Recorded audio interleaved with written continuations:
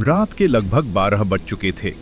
गांव के बाहर पुराने कच्चे मकान में जितेंद्र अकेला पढ़ाई कर रहा था।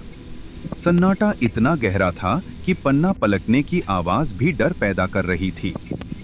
बाहर हवाएं तेज चल रही थीं, पेड़ों की डालियां खिड़की से टकराकर अजीब सी धुन बना रही थीं। पढ़ते पढ़ते उसका ध्यान अचानक खिड़की पर गया।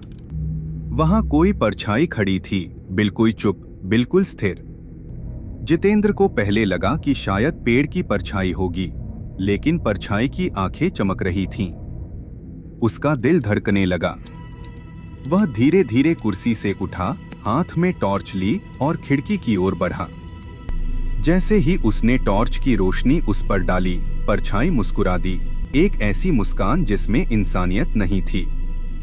अचानक खिड़की अपने आप जोर से खुल गई। ठंडी हवा का झोंका कमरे में आया और रोशनी टिमटिमाने लगी। जितेंद्र पीछे हट गया। वह परछाई अब खिड़की के बाहर नहीं, कमरे के अंदर थी। उसके पैरों की आवाज नहीं थी, उसका कोई साया नहीं था, लेकिन उसका चेहरा आधा इंसान और आधा सड़ा हुआ लग रहा था। उसने फुसफुसाते हुए कहा, मुझे अंदर आने के लिए किसी खिड़की की जरूरत नहीं थी, तुमने मुझे खुद बुलाया है। जितेंद्र का दिमाग सुन्न हो गया। उसने पूछा, मैंने कब बुलाया?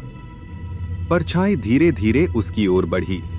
जब तुमने अकेले रहने की इच्छा की, जब तुमने कहा कि तुम्हें किसी से डर नहीं लगता।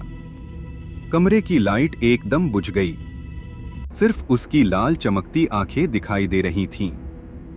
जितेंद्र दरवाजे की तरफ भागा, लेकिन दरवाजा बाहर से बंद था, जैसे किसी ने जानबूझकर बंद किया हो। परछाई ने अपना सड़ा हुआ हाथ जितेंद्र के कंधे पर रखा। कमरे में एक सर्द, बर्फ जैसी ठंड फैल गई।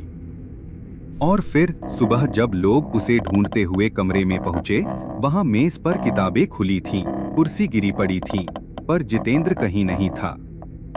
खिड़की की चौखट पर बस एक गहन काली उंगलियों के निशान थे, जो आज तक नहीं मिटे।